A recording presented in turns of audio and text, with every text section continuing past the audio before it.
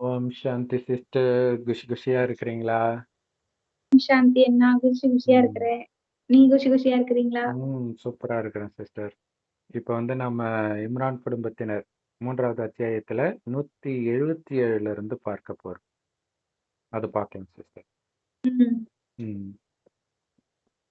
தங்கள் விசுவாசத்திற்கு பதிலாக நிராகரிப்பை நிச்சயமாக விலைக்கு வாங்கிக் கொண்டார்களே, அத்தகையோர் அவர்கள் அல்லாவுக்கு ஒரு அணுவளவும் தீங்கிழைத்து விடவே முடியாது. அவர்களுக்கு அதனால் துன்புறுத்தும் வேதனையும் உண்டு. ஸோ நம்ம ஏற்கனவே சொன்னதுதான் இல்லையா? இங்க வந்து எல்லா மதத்துடைய விஷயமும் இதுல பொருந்தும். எந்த ம். மதத்துக்கு வேணாலும் பிரம்மகுமாரிகள் கொடுக்குற ஞானத்தை வச்சு நீங்க விளக்கம் கொடுக்க முடியும், கொடுக்கணும். ம். கொடுக்கும்பொழுது தான் அவங்க, ஏன்னா அவங்களுக்கு காக்கைக்கும் தன் குஞ்சு பொன் குஞ்சுன்ற மாதிரி அவங்க மதத்துல இருக்குதான்னு கேட்பாங்க. எங்க ஆமா. குரான்ல எங்க இருக்குது, எங்க கீதையில எங்க இருக்குது, எங்க பைபிள்ல எங்க இருக்குன்னு கேட்பாங்க. அப்ப அதை காட்டும் பொழுது இறைவனுடைய குழந்தை இருந்தா டக்குன்னு ஏந்திச்சு வந்துடும். மற்ற குழந்தை ம். அப்பயும் ஏந்திரிக்காது, எதையாவது ரீசன் சொல்லிக்கிட்டே இருக்கும். அவர்களைத்தான் நம்பிக்கைக்கு பதிலாக நிராகரிப்பை விலைக்கு வாங்கிக்கிட்டாங்கன்ற. ஆக்சுவலா குரான்ல இருக்கும்னு நினைக்கிறேன். என்ன அப்படின்னா, சொர்க்கத்துக்கு விலையே நரகம் தான். அதாவது இந்த ம். உலக வாழ்க்கை, அவங்க இம்மை வாழ்க்கைன்னுவாங்க. இப்ப இது நரகம் ஆக்சுவலா. அவங்களுக்கு தெரியாது. சோ அப்ப இங்க இருக்கக்கூடிய எதன் மீதும் நீங்க பற்று வைக்காம இருக்கிறது சொர்க்கத்தை அடைவதற்காக. ம். இறைவனோடு மட்டும் பற்று வைக்கணும். இறைவனை மட்டும் நினைக்கிறது சொர்க்கத்தை அடைவதற்காக. சோ அப்ப இங்க இருக்கக்கூடிய சுகத்தை எல்லாம் நீங்க விலையாக கொடுத்து சொர்க்கத்தை வாங்குறீங்க. ஏன்னா இங்க இருக்கக்கூடிய சுகம் எல்லாம் டக்குன்னு துக்கத்தை கொடுக்கும். ஒரு வினாடி சுகத்தை ம். கொடுக்கக்கூடியது இங்க இருக்கிறதெல்லாம். அப்ப அதுவே ஏதோ ஒரு மிகப்பெரிய சுகம் மாதிரி காமத்துல, ம். புலனின்பத்தின் மயக்கம், கரிமீனு, அதுவும் புலனின்பம் தான் வரும். ஊரை சுத்தி பார்க்கிறது, இந்த மயக்கத்துல மூழ்கிறவங்க, அவர்கள் நிராகரிப்பை விலைக்கு வாங்கிக்கிட்டாங்க. ஆ. கடவுள் மேலயும், கடவுள் கொடுக்கிற ஞானம், இதே பூமி சொர்க்கம், சொர்க்கமாக மாறப்போகுது. அதுக்கு காம கோபம் பற்றி பேரரசு அகங்காரத்தை விடணும். அதற்கான சக்தி உங்களுக்கு இல்ல. அந்த சக்தியை நிரப்புறதுக்கு தான் நான் வந்திருக்கிறேன் இறுதியில. அவரை நட்சத்திரம் மாதிரி நினைக்கணும். அவர் செம்பொன் நிறமான ஒளி உலகத்துல நட்சத்திரம் மாதிரி இருக்கிறாரு. ஆத்மாக்களாகி நாம எல்லோருமே அங்கிருந்து தான் வந்திருக்கிறோம் அப்படின்னு கடவுள் சொல்றாரு. சோ இறைவனை நட்சத்திரம் மாதிரி நினைவு பண்ணிக்கிட்டே இருக்கணும். ஆத்மான்னு உணர்ந்து நினைக்கணும். உடல்ன்றதே மறக்கணும். அப்ப எல்லோரையும், எல்லா ஆத்மாவும் கடவுளுக்கு குழந்தைன்னா, நான் என் மனைவியும் எனக்கு சகோதரி தான். சகோதரி கூட கிடையாது. ஏன்னா உடம்பு தான் ஆண் பெண். ஆத்மா எல்லாமே ஒளிப்புள்ளி தான். சோ அதனால எல்லா ஆத்மாவும் ஆண். ஏன்னா கடவுளுடைய சொத்துக்கு உரிமை இருக்கிறதுனால. அந்த காலத்துல அப்படித்தானே. சோ அதனால அப்ப சகோதர சகோதரர் இப்படிதான் பார்க்க போறீங்க. சரி, அப்படியே ஆண் பெண் உடலை வச்சாலும் சகோதரன் சகோதரி தான். ஆனா மெயின் சகோதரன் சகோதரன் தான். அதனாலதான் பாய் பாய்னு முஸ்லிம்கள் கூப்பிடுறதுடைய உண்மையான அர்த்தம். ம். எல்லாரையும், அது பெண்ணையும் சேர்த்து குறிக்கிற விஷயம் அது. ஆனால் காமத்தை விடுறதா அப்படின்ட்டு கடவுளை விட்டுருவாங்க. அந்த நிராகரிப்புன்றது வேற ஒண்ணும் இல்லை. இங்க இருக்க ஏன் நிராகரிக்கிறாங்க? இங்க இருக்கக்கூடிய காமம் மற்ற சுகங்களை விடுவதற்கு மனமில்லாமல் நிராகரிக்கிறாங்க. இங்க ம். நிராகரிப்புன்னு சொல்றது இந்த சாத்தான் கையை பிடிக்கிறது தான். ம். சாத்தான் கையை இப்ப மதங்கள்ல வந்து எந்த மதமும் காமத்தை விட சொல்லல, கரிமீனை விட சொல்லல, ஊரை சுத்துறதை விட சொல்லல, வெளி உலக கவர்ச்சியில மயங்கிறத விட சொல்லல. இன்னும் கேட்டீங்கன்னா கொலை பண்ண சொல்லுது, கரிமீன் சாப்பிட சொல்லுது, காமத்துல இருக்க சொல்லுது, இப்படிதான் கத்துக் கொடுக்குது. அதனால அது அவங்களுக்கு பிடிச்சிருக்குது. இதெல்லாம் விடணும் அப்படின்னு இறைவன் சொல்றார். அப்பதான் சொர்க்கத்துக்கு போவீங்க. ஏன்னா சொர்க்கத்துல காமம்னா என்னன்னே தெரியாது. அதனாலதான் பரிசுத்தமான மனைவிகள் அங்க உங்களுக்கு கிடைப்பார்கள்னு குரான்லயே போட்டிருக்கு. ஒரு பொண்ணை ம். இச்சையா பார்த்தாலும் நீ பண்றதுக்கு பேர் விபச்சாரம்னு இயேசு சொல்லி இருக்கிறார். அதை நம்ம எத்தனை தடவை சொன்னாலும் அதே குரான் பைபிள்ல எங்கேயாவது ஒரு இடத்துல காமத்துக்கு ஆதரவா இருக்கும். ஏன்னா அது கடவுளுடைய வார்த்தைகள் கிடையாது. மனிதர்கள் தான் எழுதுறாங்க. கடவுள் ஒருத்தர் தான்றதுடைய அர்த்தமே அவரை தவிர எல்லாம் மனிதர்கள்னு அர்த்தம். அந்த ஒருத்தர் இறுதியில வந்து கொடுக்கிறது மட்டும்தான் அவருடைய வழி, மற்ற எல்லாம் மனித வழின்னு அர்த்தம். அதை புரிஞ்சுக்கணும். அல்லாஹ் ஒருவர் ஒருவர்ன்றது மெசேஜ் கிடையாது. அந்த ஒருவர் கொடுக்கும் வழி மட்டும்தான் அல்லாஹ்வுடைய வழின்றது தான் மெசேஜ். இதுவரைக்கும் மதஸ்தாபகர்கள் கொடுத்ததெல்லாம் அல்லாஹ் தூதுவரா அனுப்பிச்சாரு. ஏன் அல்லாஹ்வுக்கு வர தெரியாதா? அவங்களுக்கு தெரியல. அல்லாஹ் வர வேண்டிய அவசியம் இல்லைன்னும். ஏன்னா இவங்க கிட்ட பர்மிஷன் கேட்டுட்டு தான் வருவார் போல இருக்குது அவரு. அல்லாஹ்லாம் வரமாட்டான். இதுல வேற அவன் இவன் வேற சொல்றது இல்லையா? அவன் வரமாட்டான். தூதரை விட்டு அப்பப்ப மாத்தி மாத்தி சொல்லுவான். நான் மாத்திக்க மாத்திக்க. காலம் மாற மாற அதுக்கேத்த மாதிரி. அதாவது மனித சட்டம் தான் என்ன சொல்லும்? கள்ள தொடர்பு பரவால்ல. ஓரின சேர்க்கை பரவால்ல. அது மனிதர்கள் வழி. கடவுள் இன்னைக்கு ஒண்ணு நாளைக்கு ஒண்ணு மாத்துறதுக்கு நான் என்ன மனுஷனான்ட்டு குரான்ல இருக்கும். இல்லையா? சோ அங்கங்க இருக்கக்கூடிய இறைவனுடைய ஞானத்தை எடுத்து நாம சொல்லியும் நிராகரிக்கிறாங்க பாத்தீங்களா?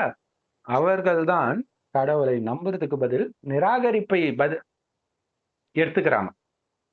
நம்பிக்கையை வித்துடுறாங்க. எங்களுக்கு நிராகரிப்பு போதும். எங்களுக்கு அல்லாஹ்வும் தேவையில்ல, யாரும் கடைசியில முகமது நபி வருவாரு. இயேசு அவங்களெல்லாம் காட்சி காட்டுவார் கடவுள். இவங்க தான் நபி, இவங்க தான் அவரே வந்து சொல்வார் அல்லாஹ்வை வணங்குங்கன்ட்டு. கேட்க மாட்டாங்க. நபியையும் நிராகரிச்சுடுவாங்க. இயேசுவையும் நிராகரிச்சுடுவாங்க. அதான் இயேசு கடைசியில வந்து நான் என்னை நோக்கி அப்பான்னு கூப்பிடுறவனுக்கு சொர்க்கத்துல இடம் இல்ல. பிதாவை நோக்கி பிதாவின் சித்தத்தின்படி நடப்பவனுக்கே இடம்னு. பிதாவை நோக்கி கூப்பிடுறவன் கிடையாது. கூப்பிடுறது பக்தி. யா அல்லாஹ், ஏசப்பா, முருகா இதெல்லாம் பக்தி. கடவுள் கிட்ட பிச்சை எடுக்கிறீங்க. அவரு உங்களுடைய அப்பா. அப்பாவுடைய சொத்து குழந்தைக்கு உரிமை. இல்ல அவரு படைக்கிற சொர்க்கம் நம்முடையது. அதை அடைவதற்கு அவர் சொல்ற மாதிரி நீங்க நடக்கணும். அதுக்கு ஆத்மான்னு உணர்ந்து பரமாத்மாவை செவ்வானத்தில் நட்சத்திரம் மாதிரி நினைக்கணும். அவரைதான் அல்லாஹ் பரமபிதா சிவன் அப்படின்னு சொல்றோம். அவரை நினைச்சுக்கிட்டே இருக்கணும். ஒருவர் பார்க்கும்போது ஆத்மாவை பார்த்து பேசணும், உடலை பார்க்க கூடாது. என் சகோதர ஆத்மா கிட்ட பேசிட்டு இருக்கிறேன். சொர்க்கத்தில் தேவதையாக நாராயணனாக இருந்த ஆத்மா கிட்ட பேசிட்டு இருக்கிறேன். அந்த உணர்வுல பேசிட்டு இருக்கோம். ஸோ இது வந்து சாத்தான் அவ்வளவு சீக்கிரம் விட மாட்டோம் இல்லையா? கரிமீன்லே விழுந்துருவாங்க. கரிமீனை விடுறதா போடா, எங்களுக்கு அப்படிப்பட்ட கடவுளே தேவையில்லை அப்படிலாம் கமெண்ட் போட்டிருக்கிறாங்க. இப்போ உன்னுடைய வீடியோ பார்த்ததுக்கு அப்புறம் எனக்கு கடவுளை தேடணுன்ற ஆசையே போயிடுச்சு. இவ்வளவு கஷ்டமா? ஒரு முஸ்லிம்ஸ் அவர் சொல்றாங்க, என்னது காமத்தை வேணுமா கரிமீனை வேணுமா? ஐயோ இது ரொம்ப கஷ்டமா இருக்குது. எனக்கு நான் மதத்தெல்லாம் கூட பெருசா நினைக்கிறது இல்ல. எங்களுக்கு மனிதம் தான் முக்கியம் இப்ப. ஏன்னா குரானை சொல்லி காட்டுறோம் இல்லையா? இப்ப அதுவும் எங்களுக்கு தேவையில்ல, மனிதம் தான் முக்கியம். இங்க மனிதம்ங்கிற புலனின்பத்துக்கு அடிமையா இருக்கிறாங்க. சாத்தானை விட தயாரா இல்ல. அப்ப அதனால அல்லாவுக்கு தீங்கு கிடையாது. அல்லாவுக்கு ஒரு தீங்கும் செய்ய முடியாதுன்னு இருக்கு. அதோடைய அர்த்தம் அல்லாவுக்கு தீங்கு கிடையாது. காட்டினா உனக்கு நீயே தீங்கு செஞ்சுக்கிற. ஒவ்வொரு தடவையும் இதே நரகத்துலதான் நான் பிறப்பேனா, இதே கஷ்டத்தை தான் நான் அனுபவிப்பேனா?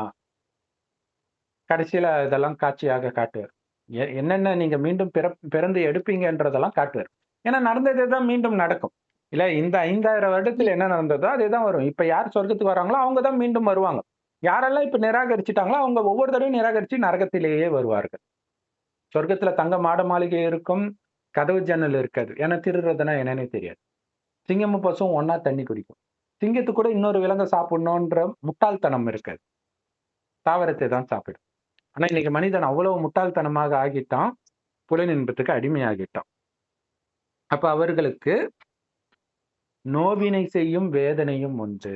ஏன்னா நோய்கள் கடைசியில இப்பவே நிறைய நோய்கள் வருது. கொரோனாவே இன்னும் போகல. அதனாலதான் டக்கு டக்குன்னு இறந்துட்டு இருக்கிறாங்க. இது இல்லாம இன்னும் என்னென்னமோ வரும். அதுவே மியூட்டேஷன் ஆகி வரும். இது இல்லாம ஒவ்வொரு கல்பத்திலே அவங்க நரகத்தில் நோய் நிரம்பிய உலகத்திலே வர்றாங்க. சொர்க்கத்தில் நோயே இருக்காது. சின்ன தலைவலி கூட இருக்காது. பாம்பு போன்ற விஷ ஜந்துக்கள் இருக்காது.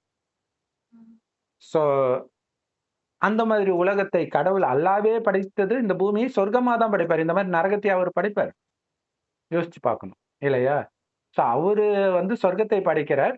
சொர்க்கம் நரகமாக நாம மாத்திடுறோம். இந்த நரகத்தை சொர்க்கமாக அவர் மாத்துறதுக்காக நடக்கிறது தான் உலக அழிவு. இல்லைன்னா எதுக்கு உலகத்தை அழிக்கணும்? நீங்க பாட்டுக்கு மேல போயிட போறீங்க. அல்லாவின் வழிபடி நடந்தா சொர்க்கம், நான் இல்லைன்னா நரகம். அதுக்கு எதுக்கு கடைசியில வந்து எழுப்பணும் இல்லையா? இங்க எழுப்பணும்ன்றத ஆத்மா, நான் ஆத்மான்றத மறந்து செத்து கிடக்குது உடல் உணர்வுல. இப்ப மீண்டும் நான் ஆத்மா, அதாவது உயிர், அது பூர்வமத்தில் நட்சத்திரம் மாதிரி ஜொலிக்கனால்தான் இங்க பொட்டு வைக்கிற பழக்கம் இருக்கு. அதுதான் கண் வழியா பாக்குது, வாய் வழியா பேசுது, எல்லாத்தையும் பண்ணுது. அந்த ஆத்மாவுக்கு அப்பா கடவுள், உடம்புக்கு கிடையாது. நான் பெறுவதும் இல்லை, பெறப்படுவதும் இல்லைன்றது. ஆமா, உடம்பு மூலமாக அவர் பெறுவதும் இல்லை, பெறப்படுவதும் இல்லை இல்லையா? அவர் ஆத்மா, உங்களையும் ஆத்மான்னு உணர சொல்றார். அவர் உடலை எடுக்கிறது கிடையாது. அதனாலதான் சிவலிங்கம் ரூபத்துல நாம பூஜை பண்றது.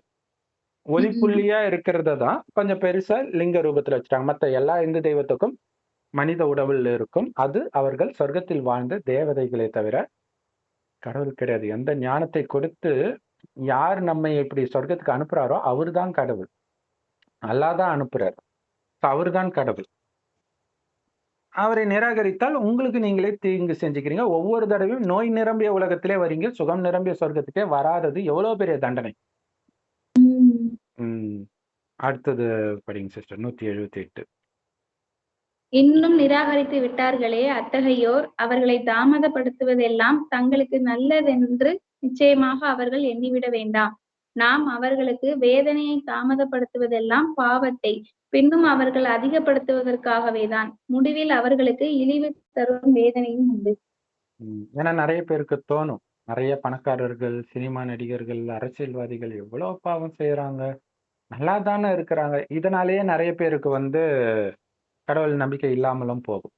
நிறைய பேருக்கு ஒருவேளை இது கடவுள்ன்றதே கற்பனையோ அப்படின்னு தோணிடும். கேட்டா மதங்கள் பாருங்க இப்படி சொல்லுது. மதம் தானே தப்பு. ஸோ அதனால வந்து அவர்களை கண்டு நீங்க பயப்பட தேவையில்லை. ஏன்னா இங்க தாமதிக்கிறது எல்லாமே அதுக்கு ஒரு காரணம் இருக்குது. அவங்க பாவம் செய்யட்டும்னு கடவுள் விடுற மாதிரி இதை பார்க்கும்போது தோணும். தாமதப்படுத்துவதெல்லாம் அவங்க பாவத்தை அதிகமா செய்யணும், அதுக்கப்புறம் தண்டனை கொடுக்கணும் அப்படின்ட்டு. அதனாலதான் அல்லாஹ் நாடினால் அப்படின்ற ஒரு வார்த்தையை சொல்லுவாங்க. ஒரு விதத்தில் அது கரெக்டா இருக்கும். என்ன அப்படின்னா, ஞானத்தை கேட்கிறவங்க கேட்கலன்னா சரி, அல்லாஹ் நாடினால் கேட்பார் அப்படின்ட்டு ஒரு நம்பிக்கை கொடுக்கும். அதனால அவங்க கூட போய் முட்டி மோதிக்கிட்டு இருக்க மாட்டாங்க. ஆனால் இதோடைய உண்மையான அர்த்தம் வந்து கடவுள் யாரையும் பாவத்தின் நோக்கி தள்ளுறது கிடையாது. அதோடைய ரகசியம் என்ன அப்படின்னா, இப்ப சொர்க்கத்திற்கு வரவங்க எல்லாம் நரகத்திற்கு வந்துதான் ஆகணும் மறுஜென்மத்தை. ஸோ அது அவர்களும் வருவார்கள். இது இல்லாம மற்ற மதத்தை சார்ந்தவர்கள் எல்லாம் அந்தந்த மத ஸ்தாபகர்கள் எப்போ வராங்களோ அதுக்கப்புறம் தான் வருவாங்க. இப்ப இயேசு கிறிஸ்து 2000 வருஷம் முன்னாடி வர்றாருன்னா அதுக்கப்புறம் தான் கிறிஸ்து ஆத்மா மேல இருந்தே வரும். அதே மாதிரி நபி வந்த பிறகுதான் முஸ்லிம் தர்மத்து ஆத்மாக்கள் வரும். அதாவது இப்ப இந்த ஞானத்தை எடுத்துக்கிட்டா அவங்க சொர்க்கத்துக்கு வந்துருவாங்க. அவங்க வந்து ஏதோ ஒரு காரணத்துக்காக கிறிஸ்தவ தர்மத்துக்கும் முஸ்லிம் தர்மத்துக்கும் போயிருப்பாங்க. அவங்க ஏற்கனவே தேவதை தர்மத்து ஆத்மாவா இருந்திருப்பாங்க. ஸோ அதனால தான் வராங்க. சரி, ஆனால் இதே மாதிரி கடைசி வரைக்கும் ஆத்மாக்கள் மேல இருந்து வந்துகிட்டே தான் இருக்கும். எந்த ஆத்மா நிறைய பாவம் செஞ்சு இறைவனுடைய வழியே முந்தைய கல்பத்துல கேட்கலையோ, ஏன்னா இந்த 5000 வருடம் ஒரு கல்பனும், அதுல என்ன நடக்குதோ அது எதுவும் திரும்ப திரும்ப நடக்கும். சரி, போன 5000 வருடம் முன்பும் அல்லாஹ் வந்து பூமிக்கு வந்து இந்த ஞானத்தை கொடுப்பார். கொடுக்கும்போது எல்லாரும் ஏத்துக்க மாட்டாங்க. கொஞ்சம் பேர் தான் ஏத்துக்குவாங்க. அதுலயும் சிலர் ரொம்ப அகங்காரத்துல ஆடி இருப்பாங்க. அவர்கள் கடைசியில தான் வருவாங்க. உலகத்துல நோயெல்லாம் பெருகி இருக்குது பாருங்க. இந்த காலகட்டத்துல தான் அவங்க பிறக்கவே செய்வாங்க. முதல் ஜென்மமே. அது எவ்வளவு பெரிய தண்டனை. முஸ்லிம்களுக்கு ஒரே ஒரு ஜென்மம் தான், கிறிஸ்தவர்களுக்கு ஒரே ஒரு ஜென்மம் தான்றாங்க. ஏதோ நல்லதுன்னு நினைச்சிட்டு பேசிட்டு இருக்காங்க. அப்படின்னா என்ன அர்த்தம்? ஒரே ஒரு ஜென்மம் எடுக்கிறத மாதிரி பெரிய தண்டனை எதுவுமே கிடையாது. ஒவ்வொரு தடவையும் அவங்க நரகத்திலே பிறக்கிற மாதிரி இருக்கும். ஒன்ஸ் வந்துட்டாங்கன்னா கடைசி வரைக்கும் மறுஜென்மம் எடுத்தாகணும். வர்றதே லேட்டுனா அங்க மட்டும்தான் வருவாங்க. உலகம் அழியும் போது எல்லாருமே மேல போயிடுவாங்க. அந்த மாதிரி ஒரு ஜென்மம்லாம் கிடையாது. எல்லாருமே நிறைய ஜென்மம் எடுப்பாங்க. பட் ஒரு சிலர் அந்த மாதிரி வருவாங்க. ஓரிரு ஜென்மம் மட்டும் எடுப்பாங்க. ஸோ அப்ப அவங்க வந்து தண்டனை அனுபவிக்கணும் இல்லையா? ஸோ அந்த தண்டனை அனுபவிக்கிறதுக்காக நிறைய அகங்காரத்துல ஆடுவாங்க. ஏன்னா அவங்க வரும்போது உலகமே நாஸ்திகமா மாறிடுச்சு. ஸோ அவங்க தன்னை ரொம்ப புத்திசாலியா கேட்டுக்குவாங்க. நிறைய ஃபேமஸாலாம் இருக்கிறாங்க இல்லையா? நிறைய பாவம் எல்லாம் செய்வாங்க. ஸோ அப்ப அந்த பாவம் செய்வது யாரு பாதிக்கப்படுவாங்கன்னா, அதுக்கு முன்னாடி வந்தவர்கள் பாவம் செய்து இருக்கிறாங்களே, அவங்களுக்கு தண்டனை கொடுக்கிற மாதிரி வரும். இல்லையா? அங்க பாத்தீங்கன்னா, நீங்க ஒரு 2 பேர் எடுக்கிற முடிவு தான் ரஷ்யா, உக்ரைன் வார். 2 பேர் எடுக்கிற முடிவு தான் அங்க பாலஸ்தீன், இஸ்ரேல் வார். இதே மாதிரியே நடந்துட்டு இருக்கும். ஸோ அந்த மாதிரி தலைவர்களும் பாத்தீங்கன்னா, சமீபமா வந்தவர்களாக இருப்பாங்க. ஸோ அதன் மூலமாக மற்றவர்களுக்கு தண்டனையும் கிடைக்கும் கரெக்டாக. அதே நேரத்தில் இவங்களுக்குள்ள அந்த அகங்காரம் அதிகமாக இருக்கிறதுனால இவர்களுக்கு பயங்கரமான தண்டனை கிடைக்கும். ஏன்னா நான் இப்படிப்பட்ட ஆளுன்றது இப்ப சதாம் ஹுசேனே போய் ஓடி போய் ஒளிஞ்சாருல, அவர் பக்கம் நியாயம் இருக்கு இல்லைன்றது வேற. ஆனால் அவர் அந்த ஒரு பதவியின் உச்சத்துல இருந்தவர் ஓடி போய் ஒளியறதுன்றது எவ்வளவு பெரிய தண்டனை யோசிச்சு பாருங்க. ஸோ அந்த மாதிரி நிலை ஒசாமா பின் லேடனுக்கு வந்தது. அது மாதிரி நிறைய பேருக்கு வரும் இல்லையா? நம்ம ராஜா காலத்துல இருந்தே இதெல்லாம் நடக்கும். ஸோ அப்ப அவங்க பாவம் செய்ய செய்ய கடைசியில அதற்கேற்ற தண்டனை கண்டிப்பாக அனுபவிப்பாங்க. இப்ப கண்ணால பாக்குறத மட்டும் நம்பாதீங்க. ஏன்னா அடுத்தடுத்த ஜென்மத்துல என்ன ஆகுதுன்னு உங்களுக்கு தெரியாது. சிலர் வந்து அப்படியே நார்மலாவே இறக்குறது கூட நடக்கலாம். ஆனா அடுத்தடுத்த ஜென்மத்தில் அடுத்தது அவ்வளவு ஊனமா பிறக்கலாம். இந்த மாதிரி விஷயம்லாம் இருக்கு. ஸோ இதை புரிஞ்சுக்கிட்டு அவங்கள பார்த்து நீங்களும் கடவுளை நிராகரிச்சிடாதீங்க. இறைவன் இறைவனை பிடிக்கிறத விட்டுறாதீங்க. குறிப்பா இறைவனை நினைக்கணும், அவ்வளவுதான். வேற ஒண்ணும் கிடையாது. எனக்கு என் மதம் தான் பிடிக்குதா, இருந்துக்குங்க. ஒண்ணும் பிரச்சனை இல்ல. இறைவனை நட்சத்திரம் மாரி நினைவு பண்ணுங்க. அவ்வளவுதான். மெயின் அதுதான். மற்றபடி நான் கரிமீனை விட மாட்டேன், காமத்தை விட மாட்டேன்னா பிரச்சனை இல்ல. அட்லீஸ்ட் உங்க மதத்திலே நீங்க ஆரம்பத்திலே முகமது நபி கூடவே பிறப்பீங்க. இயேசு கிறிஸ்து கூடவே பிறப்பீங்க. சோ அந்த நேரத்துல உலகம் நல்லா தான் இருக்கும். ஆனா குரான்ல போட்ட மாரி அப்ப உலகம் மோசமா இருந்ததா காட்டுவாங்க. அப்படிலாம் நிஜத்தில் நடந்ததே கிடையாது. இப்பதான் உலகம் மோசமாகுது. இப்ப மோசமாகுறது தான் அப்பவே நடந்ததாக காட்டப்பட்டிருக்குது. சரி. ஆ சோ அதனால வந்து அ அவங்க நன்மைய தான அனுபவிச்சுட்டு இருக்கிறாங்க அப்படின்னு நீங்க நம்பி ஏமாந்துராதீங்க. அது எல்லாமே இன்னும் இன்னும் அவங்க பாவம் செய்வாங்க. ஏன்னா, ஆ எல்லாருக்குமே பாதி இப்ப சொர்க்கத்தில் வர்றவங்களுக்கு வந்து பாதி சொர்க்கம், பாதி நரகம். நரகமே அவங்களுக்கு சொர்க்கம் மாரி தான் இருக்கும், பாதி தூரத்துக்கு. அப்ப 3/4 பங்கு சுகம். ஏன்னா கடவுளுடைய ஞானத்தை கேட்கறாங்கல்ல. மற்றவர்களுக்கும் அவங்களுக்கும் வித்தியாசம் இருக்குல்ல. இப்ப கிறிஸ்தவர்கள் எடுத்தாங்கன்னா 2000 வருஷம் சராசரியாக. அப்ப அதுல 1000 வருடம் அவங்களுக்கு சொர்க்கம் மாரியே இருக்கும். அடுத்த 1000 வருடம் துக்கம் வரும். இப்ப கடைசி 2 பிறவி, 1 பிறவி தான் எடுக்குறாங்கன்னா, அந்த பாதி ஆயுட்காலம் வரைக்கும் அவங்க சுகத்தை தான் அனுபவிப்பாங்க. ஒரு மனித வாழ்க்கையிலே பாருங்களேன், பாதி வரைக்கும் நல்லா தானே இருக்கிறோம். அதுக்கப்புறம் தானே தண்டனையே வர ஆரம்பிக்குது. சோ அந்த மாரி தான். சோ அதனால அவர்களை பார்த்து நீங்க கெட்டு போயிடாதீங்க. இல்லையா? அவங்க இப்பதான் பாவம் செய்ய ஆரம்பிக்கிறாங்க. நம்ம தலையில பாவக்குடம் நிரம்பி இருக்குது. சோ அத அழிக்கணும்னா, இப்பத்திலிருந்தே இறைவனை நினைத்து நினைத்து காமம், கோபம், பற்று, பேராசை, அகங்காரம்னா என்னன்னே தெரியாத நிலையை எந்த அளவுக்கு சீக்கிரமா அடையறீங்களோ, அந்த அளவுக்கு நமக்கு நல்லது அப்படின்னு சொல்லப்படுது.